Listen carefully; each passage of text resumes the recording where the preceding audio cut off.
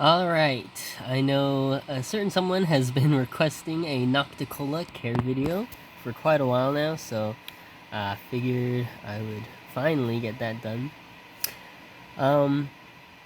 They had specifically asked for a Nocticola species Malaysia care video. However, the enclosure I'm going to be showing off today is for Nocticola species University Park, which I spelled university wrong, terribly wrong there. But recent evidence has come out that the University Park, Florida, and the species Malaysia are probably the same species, and even if they're not, the care is exactly the same. So, yeah. So basically, they aren't that picky. The substrate can be pretty much anything. They're not burrowers, so it just needs to retain humidity. I use coconut fiber, about like hard to see in this container actually, but about an inch deep. I think there's a little bit of leucocoprinus mycelium growing in there as well, but they don't really care about that. To top off the coconut fiber, I like to use... They like a little bit of a chunky top layer of substrate that they can crawl underneath. These are tiny, tiny roaches, some of the smallest in the hobby, and they do... they don't burrow, but they will crawl underneath like chunks of debris on top of the ground, so I like to put a nice layer of cocoa core chunks, or you can use sphagnum moss, leaf litter, bark chips, etc., whatever. Just top the substrate with something like that, and they're gonna love it. And then on top of that, I also have egg crates as like the main hides, which there's lots of them underneath. And yeah, they like very humid conditions.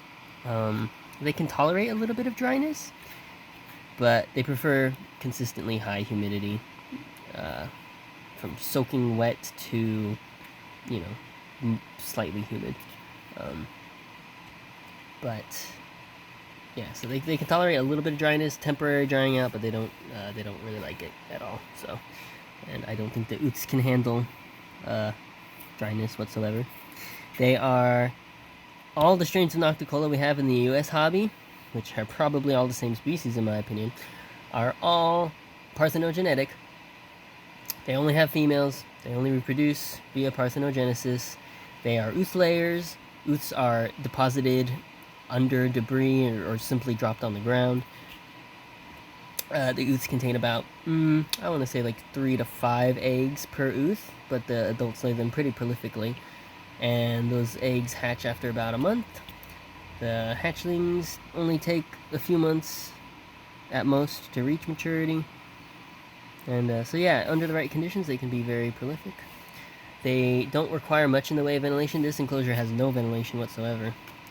And let's see if I can try to get some in focus here. No, that's not too bad. But yeah, as you can see, these are tiny, probably the smallest roaches in culture. The Nocticola species. I don't know which of the strains we have in culture are the smallest, but they're all pretty much the same size. But yeah, they hatch out about the size of a springtail. It's actually pretty hard to differentiate baby Nocticola from adult Coecobria, tropical pink springtails. But yeah, they can't climb smooth surfaces. They don't. These species in the hobby do not seem to have even vestigial tegmina, so no wings. They'll breed at a wide variety of temperatures, room temperature to warmer. It seems to work fine for them. Again, they can have limited airflow or a lot of airflow. As long as they don't dry out, they don't really care. Oh, that is an ooth. Right there in the center of the screen. Right there. The ooths basically look like just eggs covered in an extremely thin layer of like shelling. So they're very like round, weird looking ooths. There's a bunch in there. Some babies.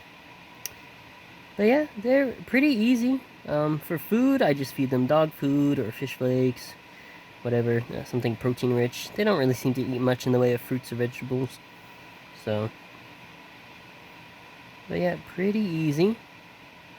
Pretty cute little guys. And hopefully they seem to be pretty popular so far, but they could definitely stand to gain some more traction in the hobby. I think they make great feeders for like dart frogs and the like, so yeah. Definitely cute little guys, easy, and I think worthy of a place in any bladdiculturist's collection. Thanks for watching. See ya.